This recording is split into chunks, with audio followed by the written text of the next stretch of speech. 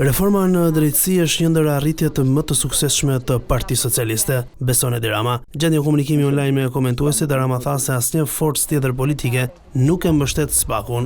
Sepse nëse nuk do ishim forca e vetme në qeveri, me këtë vendosmëri nuk bëj reforma drejtësi. Gjithë ata që janë rreth rrotullnesh nuk e duan SPAK-un, nuk e duan këtë që po ndodh.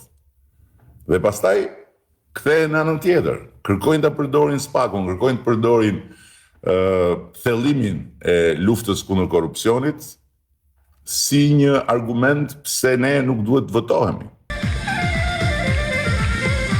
Për të gjithë kritikat se Partia Socialiste ka një fushat allava, Edi Rama e dha një përgjigje. Merrni, shikojini, analizojini se si ka ndryshuar edhe të tjerët. Kush i solli për herë të parë njerëzit të ulen në takime, që tani të tërë i ulin njerëzit në takime. Kush i solli? Për të ulur si njerëz dhe për të dëgjuar, jo vetëm thjesht mblidhu dhe ulëri në këmbë. Edhe po ju them prapë që edhe kjo historia me këngët e me vallet, do ta shikoni që do ta përdorin dhe tjerët më vonë. Çfarë janë këto histori? Tjetra, jo merresh me bufin, jo programi, jo këto. Po pse merreni ju? Ju që merreni me analizat, ju që merreni me opinionin publik, pse merreni ju me 100, se është 1/100, është 1 minutë në ditë.